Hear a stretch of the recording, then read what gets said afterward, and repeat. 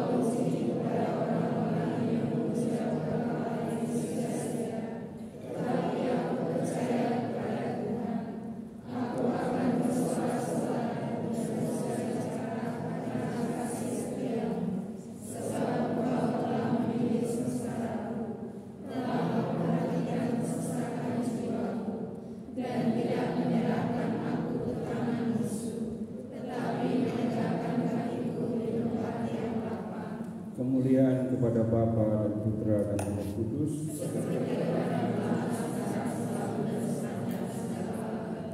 Dalam nama Bapa dan Putra dan Roh Kudus. Malam ini kita akan belajar kisah yang mudah juga, sehingga kita dapat memahaminya dengan cepat, dengan mudah, dan nanti seperti yang sudah dilakukan sebelum-sebelumnya, ini akan membantu Bapak Ibu lebih mudah juga untuk menulis nanti ya. Sekarang Bapak Ibu kita lihat Bapak yang murah hati. Bapak yang murah hati atau anak yang hilang?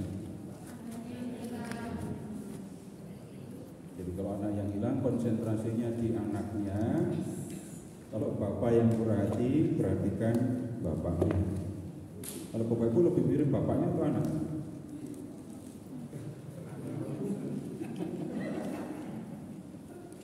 Baik, silahkan Injil Lukas bab 15 ya.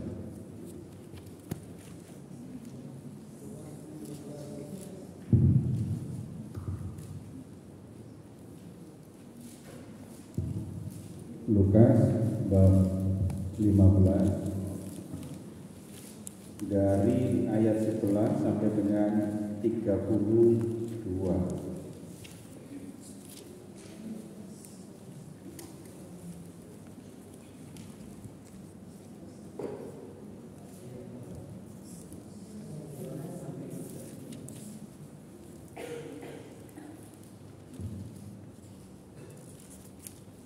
Ini Tuhan Yesus bercerita ya. Sudah ketemu? Baik. Ada seorang mempunyai 2 anak laki-laki. Kata yang bungsu kepada ayahnya, "Bapa, berikanlah kepadaku bagian harta milik kita yang menjadi hakku." Lalu ayahnya membagi-bagikan harta kekayaan itu di antara mereka. Beberapa hari kemudian anak bungsu itu menjual seluruh bagiannya itu, lalu pergi ke negeri yang jauh. Di sana ia memboroskan harta miliknya itu dengan hidup berfoya-foya. Nah, ini hal yang sederhana saja, hal yang tidak biasa, hal yang aneh. Ini anak bungsu itu minta bagian yang menurut hukum masyarakat Yahudi menjadi bagiannya. Bapak Ibu sudah terima warisan? Belum. Tapi ada harapan untuk terima? Ada. Jangan diharapkan sih sebenarnya kan. Masa mengharapkan warisan? Kalau mengharapkan warisan berarti bukan mengharapkan orang tuanya cepat pergi. Nyumpain. Nah yang ini aneh karena bapaknya jelas masih sehat, anaknya minta warisan kan ya. Nah kalau sekarang kalau orang ngomongin warisan itu apa saja? Misalkan tanda tanah, rumah, deposito, perhiasan, utang. Saya nggak yakin Bapak Ibu mengharapkan warisannya adalah Utang. Terus apa lagi contoh warisan? Sudah itu doang. Keluarga. Nah, kalau di zaman dulu warisan harta milik seseorang itu ada tanah, iya ada, tapi tanah bisa dikatakan nggak biasa. Orang Israel jual tanah itu nggak biasa. Tapi yang bisa jadi warisan itu ternak dari lembu, kambing domba, gitu ya. Kemudian ada juga yang ini ternak tapi untuk binatang angkut, unta, keledai. Perhiasan sudah banyak, ada perhiasan.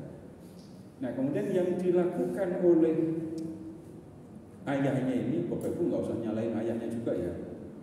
Udah tahu kamu masih sehat, kenapa kok dikasih warisan? Salah bapak juga sih, nggak usah. Kita lihat apa yang ada. Jadi anak itu minta warisan, minta bagian yang menjadi haknya. Kemudian begini, sesudah itu dia menjual seluruh bagiannya. Habis itu dapat duit banyak ya, terus pergi ke negeri yang jauh. Pertanyaannya sederhana saja, kalau anak bungsu ini perginya naik kendaraan, ingat kendaraan zaman dulu, atau jalan kaki?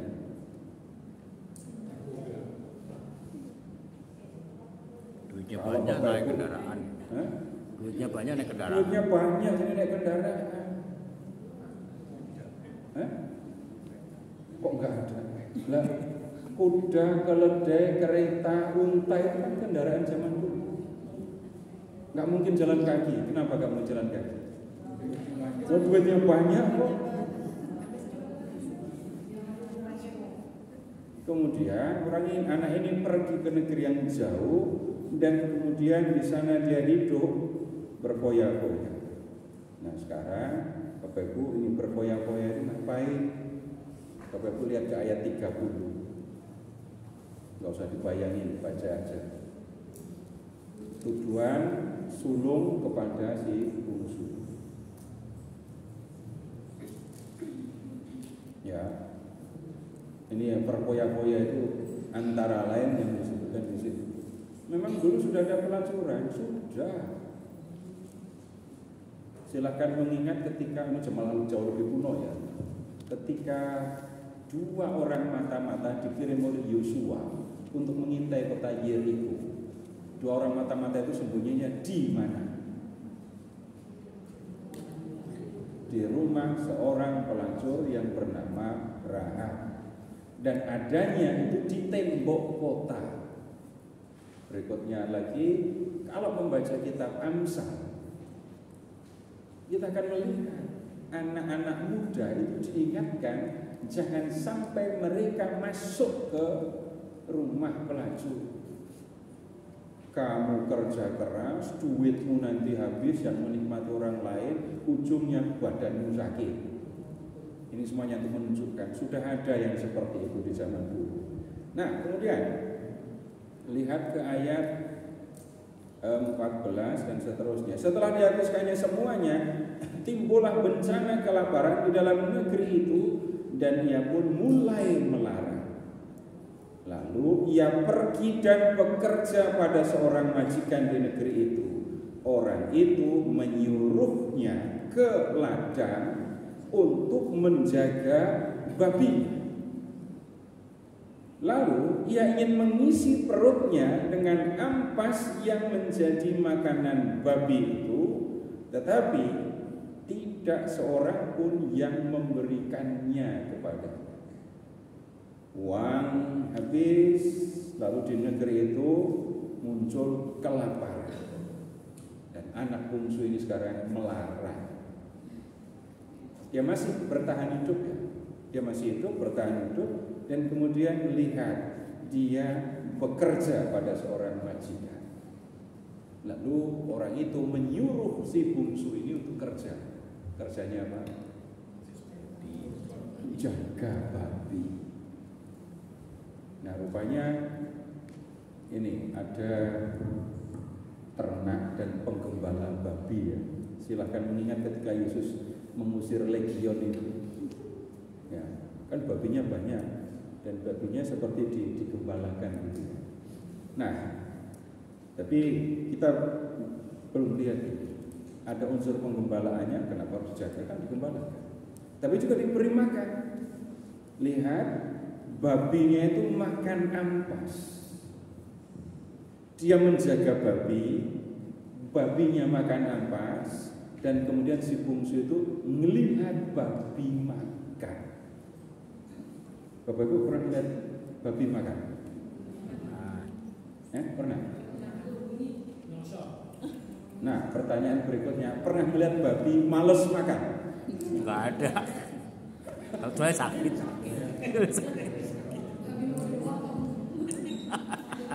Wong saya cuma nanya, pernah nggak lihat babi males makan? Nah. Sekarang Bapak Ibu perhatikan adegannya ya. Si bungsu itu lapar, pengen makan. Lalu yang dia lihat adalah babi yang sedang makan. Ragus, lahap sekali kan? Babinya makan apa? Ampas. Si bungsu itu pengen makan ampas yang dimakan babi. Itu aja tidak ada yang memberi, tidak ada yang kasih. Anak orang kaya itu sekarang nasibnya lebih malang daripada babi. Bukan begitu? Dia lebih susah daripada babi. Babi yang dianggap binatang yang rendah, dia posisinya lebih rendah daripada babi karena mau makan makanan babi aja nggak ada yang kasih. Nah, kemudian ini adegan yang perlu mendapatkan perhatian karena detail sekali kata-katanya. Ayat 17. Lalu ia menyadari keadaannya. Katanya, betapa banyaknya orang upahan Bapakku yang berlimpah-limpah makanannya, tetapi aku di sini mati kelaparan. Perhatikan, lalu ia menyadari keadaannya. Yang membuat dia sadar, melihat babi makan sementara dia nggak bisa makan. Sadar keadaannya, lalu mengatakan, betapa banyak orang-orang upahan Bapakku dan mereka semua melimpah makanannya, sedangkan aku di sini mati kelaparan. Nah, kemudian sekarang kita lihat, aku akan bangkit dan pergi kepada Bapakku dan berkata kepadanya, Bapa, aku telah berdosa terhadap surga dan terhadap Bapa. Aku tidak layak lagi disebutkan anak Bapa. Jadikanlah aku sebagai salah seorang upahan Bapa.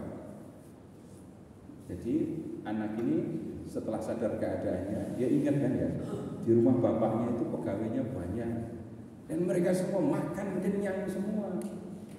Sedangkan di sini mati kelaparan, pengen makan makanan babi aja nggak ada yang kasih. Nah, kemudian sekarang dia bangkit dan kemudian dia mau pulang. Sekarang gini, tadi berangkatnya naik apa? Kendaraan. Nah, kalau sekarang ketika pulang jalan kaki. Waktu berangkat bajunya mewah. Waktu mau pulang, mau ke rumah bapaknya, jompang-camping. Terus kalau jalan jauh gitu ya, keringetan kan ya, degil, bau. Perhatikan, kalau keringetan itu nomor satu, Bapak Ibu perhatikan degilnya atau baunya.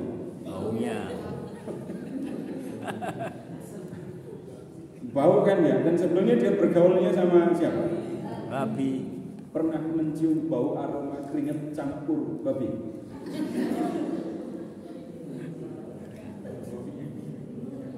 Udah gitu, dia berewokan apa enggak? Rambutnya panjang apa enggak? Pasti panjang. Kenapa? Gak mampu motong rambut. Enggak sempat mikir. Kalau nggak ada salah tunggu dulu. Beneran? Gak mampu motong rambut. Jangankan beli gunting, jangankan mikirin rambut, mikirin perut aja. Jadi orang ini, anak ini pasti kurus juga ini. Sudah kurus, berewokan, rambut panjang, baju sudah jelek, bau lagi. Bau hitam lagi. Nah, kalau hitam itu dasarnya apa? Kepanasan? Bisa jadi putih jadi hitam karena panasan. Agak repot itu karena panasnya di sini dengan di sana beda. Nah, kemudian lihat sekarang ke ayat 21. Oh, tunggu, jangan ke situ. Ayat 21, 20 dia bangkit. Kemudian perhatikan ayat 19 itu. Dia ngaku sudah berdosa dan mengatakan, aku tidak layak lagi disebut anak Bapa. Kenapa dia mengatakan begitu? Kalau kita ngomongnya tentang bagian tadi ya, bagiannya sudah dia ambil semua, lalu dia tidak punya hak di rumah itu kan. Kemudian yang dia minta apa sekarang? Kurang upahan. Tunggu, Bapak, tolong periksa ya. Itu pulang apa enggak anak ini? Anak ini pulang apa enggak? Iya, oke, kita lanjut ya. Dia hanya minta untuk dijadikan salah seorang upah. Maka bangkitlah ia dan pergi kepada bapaknya. Ketika ia masih jauh, ayahnya telah melihatnya. Lalu tergeraklah hatinya oleh belas kasihan. Ayahnya itu berlari mendapatkan dia, lalu merangkul dan mencium dia. Kata anak itu kepadanya, Bapa, aku telah berdosa terhadap surga dan terhadap Bapa. Aku tidak layak lagi disebut anak Bapa. Coba perhatikan Bapak Ibu, ada kata pulang nggak dari tadi? Silahkan periksa, dicek ulang. Kita akan ngomong namanya ke rumah bapaknya ya pulang gitu kan. Tapi perhatikan ada kata pulang nggak? Pertanyaannya jelas, jangan diganti. Enggak nemu kan coba pulang. Itu ada yang aneh kan di sini. Tidak disebutkan bahwa anak itu pulang, tapi pergi ke rumah bapaknya. Ada yang aneh di situ. Mungkin maksudnya beda loh antara pulang dengan pergi. Iya.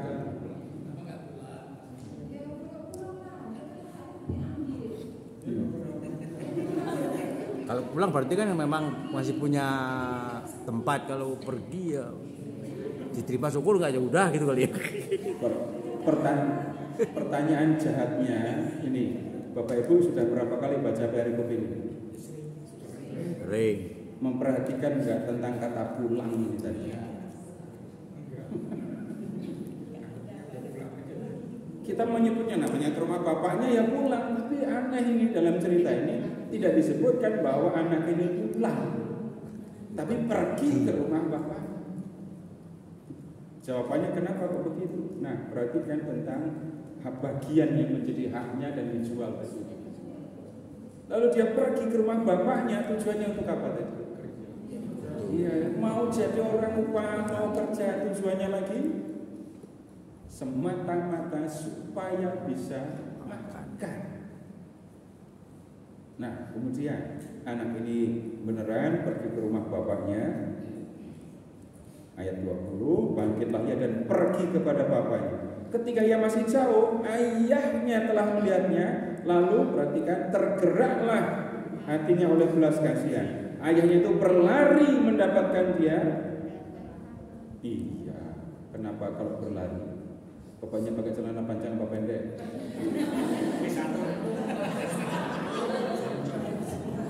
Jubah kali. Kan jubah orang kaya itu sampai mata kaki ya. Ini kostum orang kaya, bukan kostum pekerja. Orang pekerja nggak akan pakai jubah. Kalau nggak percaya tanya sama suster-suster kalau di dapur jubahnya sama ini atau enggak? Beda. Ibu bapak nggak percaya, pergilah ke suster. Bantuin masak. Kalau bapaknya ini berlari sementara dia pakai jubah panjang, apa yang dia lakukan? Seberapa tinggi angkatnya? Di atas lutut, di atas lutut. Kemudian sekarang Bapak Ibu amati ya, amati bapaknya itu lari ya. Lari apa enggak? Ya lari. Lari. Berlari menemui. Ini ada opa dan oma di sini. Kalau cucu datang, opa yang lari menjemput cucunya, atau cucu yang lari nemuin Cucunya. Cucunya. opanya lari.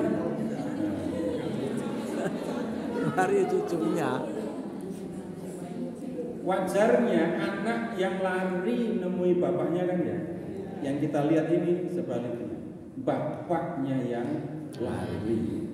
Terus habis itu merangkul dan mencium anaknya. Ingat baunya tadi. Nah, ya begitu. Kalau bapak itu membaca tanpa imajinasi, lolos begitu saja ini tadi. Padahal masuk akal kan ya, pergi karena punya duit, ya bawakan pakai kendaraan. Pulang nggak punya uang, mau sejauh apa dia akan lakukan?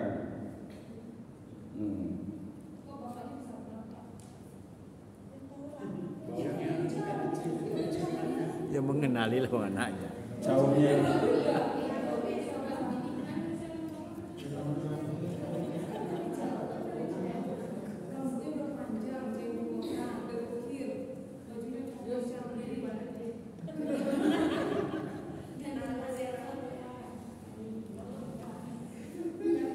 Nah, kemudian sekarang begini, perhatikan gini, Bapak Ibu ketika mencium, yang dicium bau asem. Waktu pacaran sih asem-asem juga dicium, tapi nah iyalah, emang ibu nggak ngalamin? Rugi nggak nikmati asemnya ya. Dengan mencium yang wangi pasti akan berbeda. Nah, kemudian begini Bu ya, bapaknya kok masih ngenali gitu ya. Dari jauh, jauhnya bukan dari sini sampai ke Capi. Ini nggak ketemu kalau begitu. Ini masih mata melihat. Sejauh mata bisa melihat. Nggak diceritakan bapaknya sedang ngapain. Tapi ada di depan rumah, ini pasti nggak mungkin di dapur. Nah, kemudian tunggu dulu. Kalau ini ya Bapak Ibu atau gini aja, nanya sama bapak-bapak. Kalau sudah dengan tinggal bersama dengan istri, dengan anak, lalu istrinya itu lama pergi, terus habis itu istrinya pulang, tapi sudah potong rambut, bapak masih bisa kenali nggak? Jawab baik-baik ini. Masih. Kalau jawabnya nggak baik-baik, saya doakan terjadi. Pasti masih lah Pak. Masih. Kalau rambutnya sudah potong, masih saya kenal. Dari apanya? Dari gerakannya, dari jalannya. Dari cara-jalannya. Ternyata ketika pergi itu dia ikut sekolah kepribadian. Jadi jalannya. Dari apa lagi? Jawab. Dari postur tubuhnya juga ketahuan. Dari postur tubuh. Dari postur tubuhnya. Gemuk. Gestur atau postur? Bentuk yang ini tubuh. Postur, yang ini gestur. Kalau gestur kan gerakannya, kalau postur kan bentuk tubuhnya. Dari postur yang berangkat gemuk pulang kurus. Bapak Ibu masih bisa Bapak-bapak masih bisa kenali? Masih. Dari apa lagi? Dari tatapannya. Dari mukanya tuh kelihatan. Ternyata udah pakai soft lens. Jawab lagi. Dari apanya lagi? Baru melihat ini, baru melihat. Cara jalannya udah berubah karena ikut sekolah kepribadian. Jalannya sekarang bukan ini, tapi sudah begini. Udah nggak ngengkang lagi, tapi udah. Jangan dikira nggak ada yang belajar kayak gitu. Tanya sama suster yang tomboy. Suruh jalan ikuti garis di keramik apa enggak? Masih berlaku kayak gitu apa enggak? Masih? Masih. Enggak percaya pada suster. Kalau suster itu jalan aja latihan. Enggak percaya. Suster ajarin suster. Ada banyak cara Bapak Ibu. Gini, kalau kita sudah tinggal bersama dengan istri, dengan anak, dengan suami, ada banyak cara untuk kenali. Dari jauh juga saya tahu kalau itu. Ya kan? Tapi jauhnya bukan kecapi, kalau kecapi nggak bisa lihat. Nah, kemudian sekarang begini, Bapak Ibu lihat sekarang yang diucapkan oleh anak itu. Ayat 21. Bapa, aku telah berdosa terhadap surga dan terhadap Bapa. Aku tidak layak lagi disebut anak Bapa. Ngomongnya udah selesai belum? Kalau ikuti rencana tadi, ada apa yang belum diucapkan? Jadikan aku seorang umpan, itu nggak diomongkan. Kayaknya bapaknya nggak mau dengerin itu kan. Tetapi ayah itu berkata kepada hamba-hambanya, perhatikan, lekaslah. Bawa kemari jubah yang terbaik, pakaikanlah itu kepadanya dan kenakanlah cincin pada jarinya dan sepatu pada kakinya. Lekaslah, bawa kemari. Apa yang harus bawa kemari? Jubah yang terbaik, pakaikan kepadanya. Terus kenakan cincin. Berikutnya sepatu. Ya. Nah sekarang begini, jubah, sepatu, cincin. Ini kostum pekerja atau bukan? Bukan. Pasti bukan. Ini kostum anak tua. Ya kan? Kok nggak mandi dulu? Nggak diceritakan itu, tapi kan dia pekan doa suruh mandi juga ke situ. Jadi anak itu sebenarnya pengen jadi orang upahan kan? Dia sudah mengatakan aku tidak layak disebut anak bapak, tapi bapaknya menganggap dia tetap anak. Menganggap dia tetap anak. Bapaknya nggak ngomong apa-apa kepada anak itu. Bapaknya ngomongnya bukan kepada anak bungsu ya, ngomongnya kepada siapa? Hamba. Nah kemudian habis itu ayat 23. Dan ambillah anak lembu tambun, sembelihlah dia, dan marilah kita makan dan bersukacita. Sebab anakku ini telah mati dan hidup kembali, ia telah hilang dan didapat kembali, maka mulailah mereka bersukaria. Anak lembu tambun. Anak lembu, dagingnya pasti lebih empuk ya daripada yang lembu yang sudah dewasa. Kemudian perhatikan kata tambun. Pilihan. Banyak lemaknya. Pilihan. Ya pilihan, tapi pilihannya yang dipilih yang bagaimana? Yang gemuk. Namanya tambun itu apa? Yang gemuk banyak dagingnya. Dagingnya banyak dan lemaknya juga banyak. Ya. Itu yang enak lemaknya. Namanya makan daging kalau ada lemaknya, itu yang lebih enak. Bapak Ibu gini ya, Bapak Ibu ini tolong diberi batas.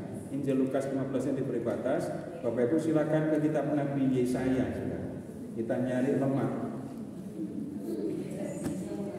Iya. Mana Pak? Ini ya. Bab 24. Oh iya. 25.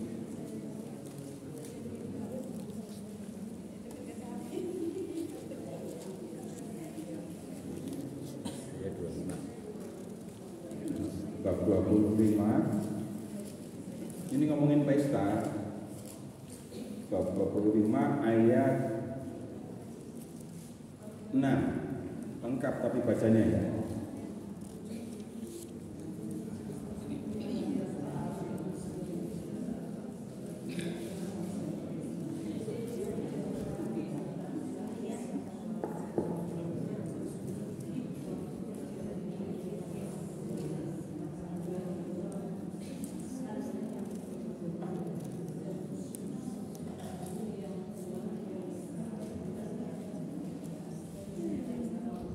Ini pesta ya, dan lihat menunya, daging atau ya daging binatang yang banyak lemaknya, bergemuk, kemudian bersumsum, terus lihat minumannya, anggur.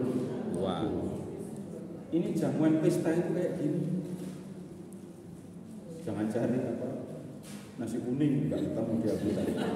Tapi makanan yang dianggap enak itu ya daging yang lemaknya banyak. Ibu-ibu jauh lebih tahu tentang hal ini. Nikmatnya makan daging yang ada ini lemaknya. Kalau ngomongin kolesterol, jawab jujur. Mulai tahun berapa ngomong kolesterol? Tahun 80 pada ngomong kolesterol? Enggak. 90-an itu sudah mau 2000 kan? Nah, ini hanya untuk tahu menu pesta zaman dulu kayak gini. Balik lagi ke Injil Lukas.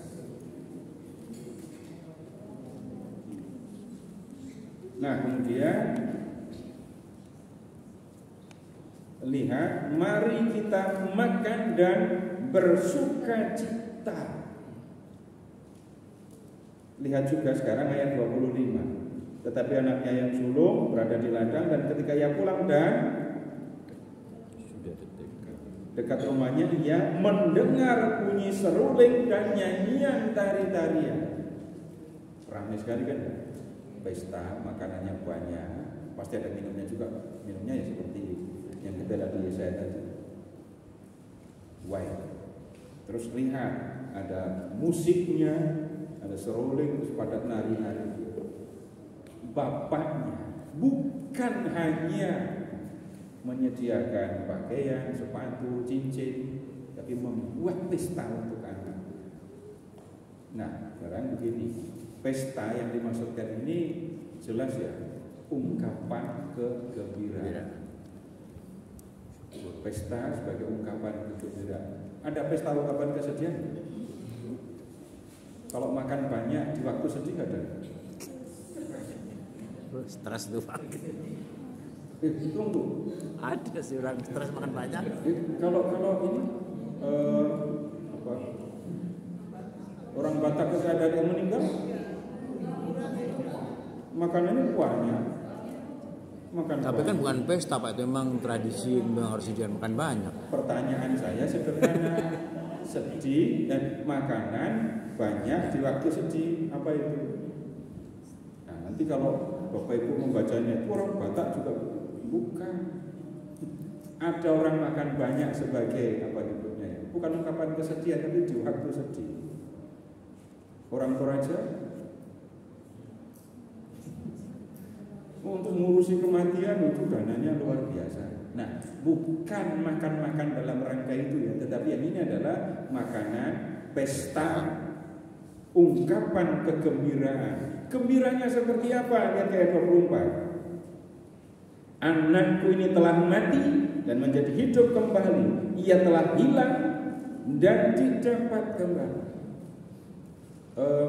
Bapak Ibu, saya tidak mau mengungkit kesedihan, tetapi di antara Bapak Ibu kalau pernah ada pernah mengalami rasanya kehilangan orang yang Bapak Ibu kasihi.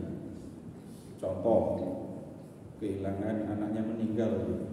Kalau anaknya siang dikubur, entah anak, entah istri, entah suami dikubur, entah orang tua juga. Ini kalau sayang beneran, itu malamnya nengok ke kamarnya Pak. Tapi kamarnya sudah kosong. Dirapiin nggak kamarnya? Dirapiin.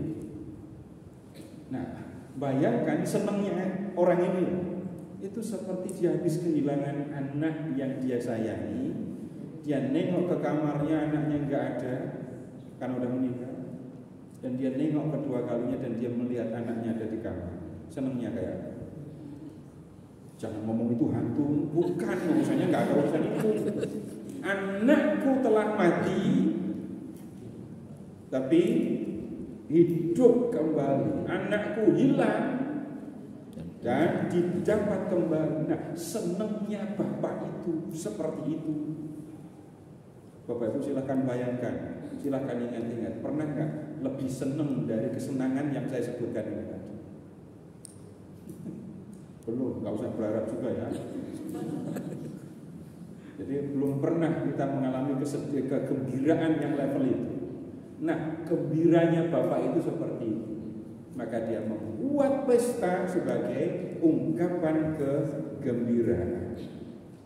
Nah, kemudian sekarang lihat yang sulung berada di ladang lalu pulang dan mendengar suara nyanyian rame.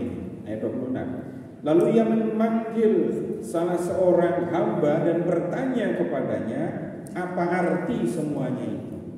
Jawab hamba itu, adikmu telah kembali dan ayahmu telah menyembelih anak lembu tangguh karena ia mendapat kembali dengan sehat.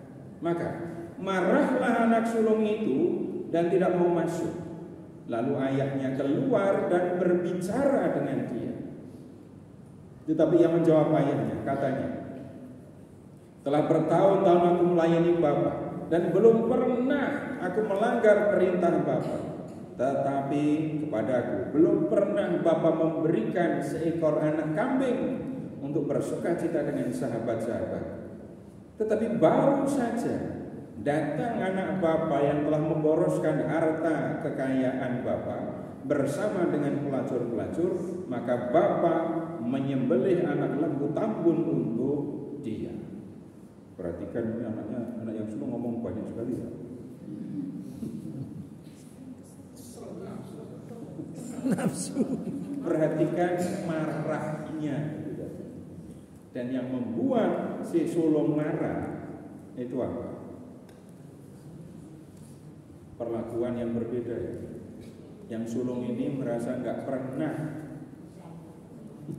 merepotin bapaknya. Perhatikan Bapak Ibu ayat 29. Telah bertahun-tahun aku melayani Bapak, belum pernah melanggar perintah Bapak, tapi Bapak nggak pernah ngasih seekor anak kambing. Bapak Ibu perhatikan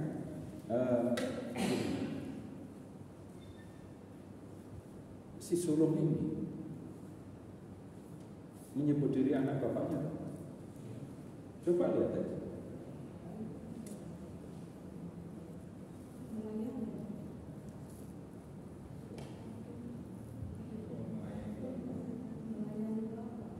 Ya.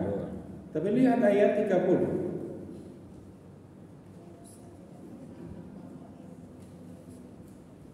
Jadi si sulung mengatakan bertahun-tahun aku melayani Bapak. Tapi ketika menyebut adiknya, dia nyebut apa? Anak Bapak. Anak Bapak. Bapak Ibu amati bagaimana si sulung itu menempatkan, memposisikan diri. Ya. Ada yang berbeda, ada yang tampak aneh di situ. Dia jelas anak bapaknya, tetapi dia berlaku seperti seorang pelayan. Bisa ungkapan rendah hati melayani Bapak, tapi kemudian dia justru menyebut anak Bapak untuk adiknya, walaupun kesannya negatif ya, karena memboroskan kekayaan Bapak. kemudian dia nggak bisa terima. Aku yang melayani bapak bertahun-tahun nggak pernah dikasih anak kambing, anak bapak yang sudah memboroskan harta bapak malah dipotongin. Ya, anak lembu tangguh. Bapak Ibu perhatikan ucapan bapaknya. Kata ayahnya kepadanya, anakku, engkau selalu bersama-sama dengan aku, dan segala kepunyaanku adalah kepunyaan. Nah ini, kita patut bersukacita dan bergembira karena adikmu telah mati dan menjadi hidup kembali. Ia telah hilang dan didapat kembali. Bapaknya tidak menanggapi keberatan anak sulungnya ya. Dia tetap pada sikap yang sama. Lihat, balik lagi ke ayat 31. Kita patut bersukacita dan bergembira. Adikmu sudah mati tapi hidup kembali. Dengan mengatakan begini si bapak sebenarnya ingin mengajak anak sulungnya bergembira juga. Nah kemudian cerita berhenti di situ. Dan kalau nggak ada lanjutannya, jangan berusaha melanjutkan. Ya gimana? Nggak usah, masa endingnya kayak gini. Ngarang sendiri. Terus ngarang sendiri, hati-hati kalau di lingkungan banyak loh yang suka ngarang. Masa nggak ada ibunya? Padahal sesudah kejadian ini ibunya datang membujuk anak sulungnya sehingga anak sulung itu mau masuk dan ikut pesta. Nggak ada di sini. Jangan ditambahin. Tapi sekali lagi kalau nggak hati-hati di lingkungan ada yang suka nambah-nambahin begitu. Nggak ada di teks tapi di tambah-tambahin. Tapi begini, kalau saya ngomongin tentang bau tadi ya, Bapak Ibu, nomor 1 itu logis, yang kedua ada dasar teks. Logis dan ada dasar teks. Logis tapi nggak ada dasarnya, jangan dilanjuti. Kenapa saya mengatakan tentang bau? Jalan jauh, bergaul dengan babi, jelaskan. Rambutnya panjang, dari mana tahu rambutnya panjang? Ya jangankan mikirin rambut, makan aja enggak bisa gini kok. Jadi kalau mau menyampaikan sesuatu atau kita membayangkan, berimajinasi dalam cerita itu, kita perlu memperhatikan satu logika yang kita katakan itu logis, dan kedua itu ada dasar teksnya. Kalau mengatakan babi makan sehingga anak itu pengen makanan pas, ini kan jaga babi, jelaskan. Kalau jaga babi pasti melihat babi makan, dan kalau melihat babi makan, lihat lahapnya seperti itu, sementara si bungsu nggak punya makan, bergaulnya cuma dengan babi itu, maka dia pengen makan apa yang dimakan babi. Itu tadi hanya contoh-contoh ketika kita menyampaikan sesuatu atau membayangkan peristiwa ini, maka perhatikan logika dan dasar teksnya. Nah sekarang ini ceritanya berhenti sampai di sini ya. Sekarang Bapak Ibu ini pertanyaan untuk dijelaskan.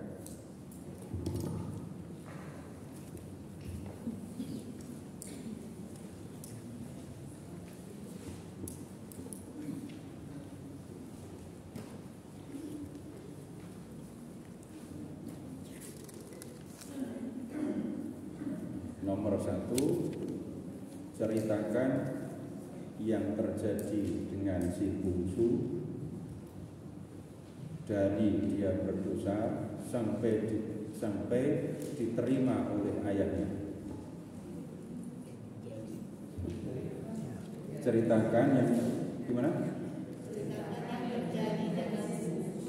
Ceritakan yang terjadi pada si bungsu mulai dari dia menjual warisan, meminta bagian, mulai dari meminta bagian sampai diterima oleh ayahnya.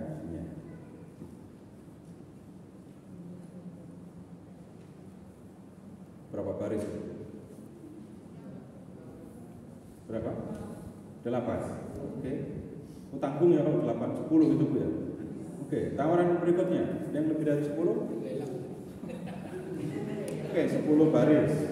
Kemudian yang kedua, apa yang bisa aku teladan dari si bungsu?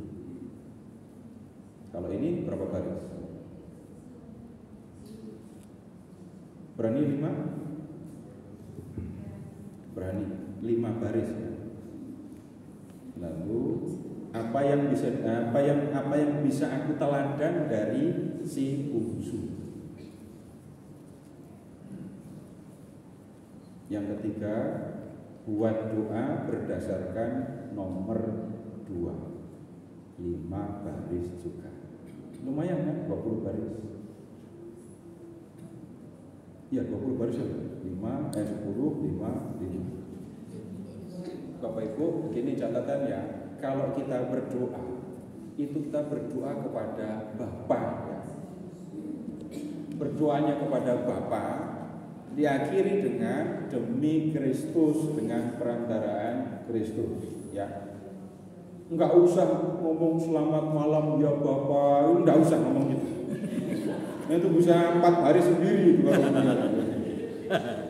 langsung ya Bapa atau Allah Bapa kami, sudah lanjutkan pada pokok yang mau didoakan.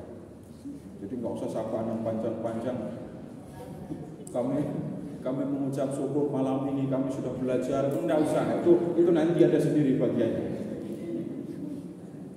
Ya, jadi cukup 3 atau mau lebih?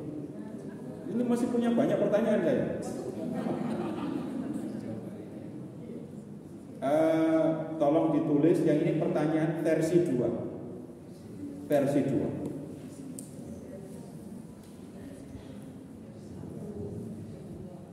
Jadi ceritakan sikap Bapak terhadap si bungsu.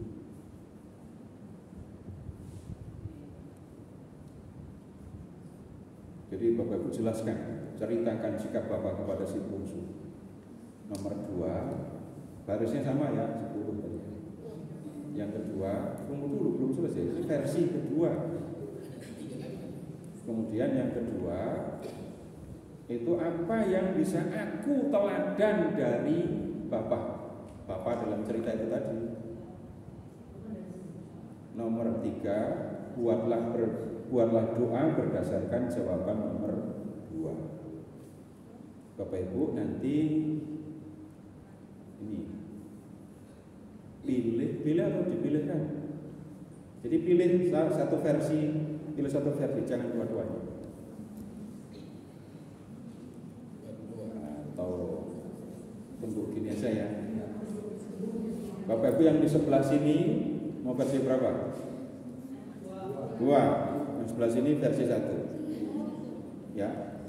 Hanya satu versi yang dijawab, enggak usah dua-duanya.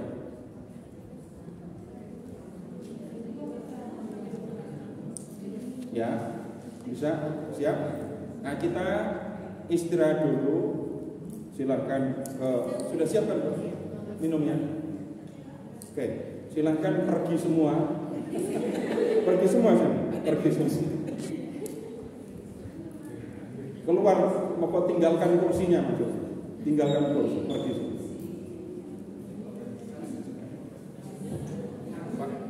Pak Yono.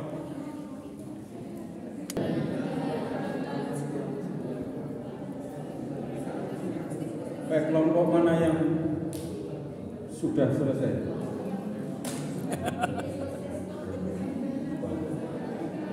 Ya, udah turunin. Bau.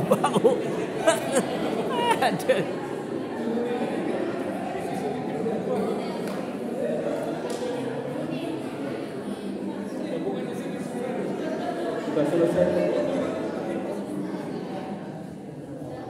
Baik, kalau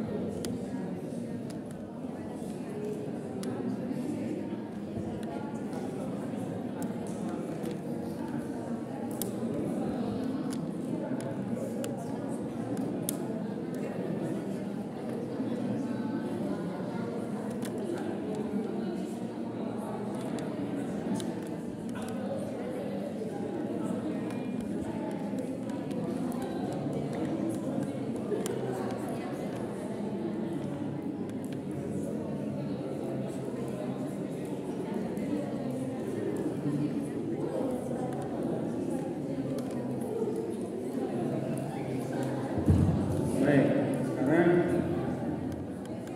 apakah ada yang mengalami kesulitan? Silakan disampaikan kalau ada yang mengalami kesulitan.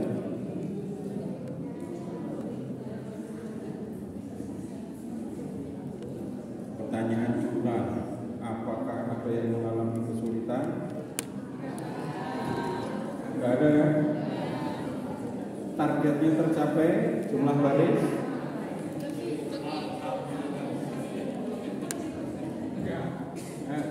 Enggak masalah, saya tidak memaksa, saya bertanya.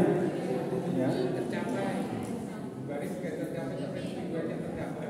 Ya, jumlah baris bisa tercapai? Bisa ya.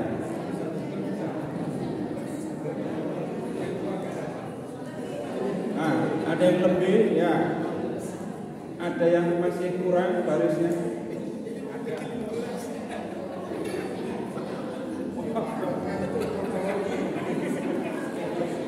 Bukunya kecil.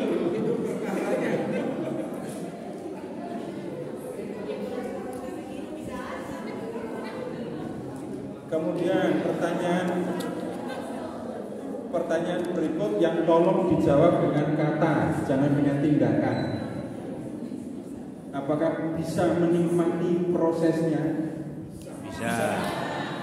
Yang saya maksud menjawab dengan kata itu kayak gitu, bukan diem-diem nggak mau datang lagi.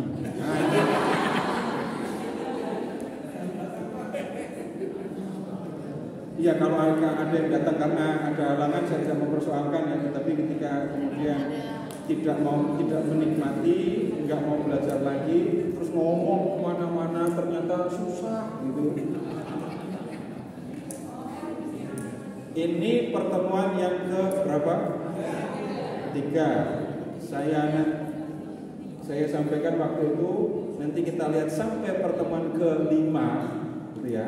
Baru kita lihat perkembangannya. Ini baru pertemuan ke-3. Jadi ya, nanti di pertemuan berikut kita saya akan masih mengajak Bapak Ibu untuk melihat ini perikop yang berupa cerita yang lebih gampang untuk dimengerti ya. Baik, begitu dulu untuk malam hari ini Bapak Ibu, kita akhiri dengan berdoa. Doa penutupnya diulang lagi kalau yang tadi sudah mendoakan.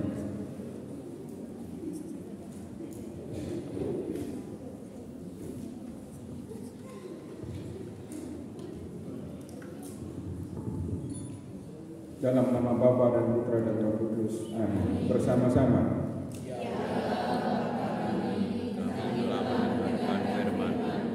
Kami bersyukur atas Roh Kudus yang telah membimbing kami untuk memahami firman. Bantulah kami agar firman yang melakukan hati kami tumbuh menghasilkan buah yang kobarkanlah dalam diri kami kasih kepadamu dan kasih kepada sesama, supaya kami semua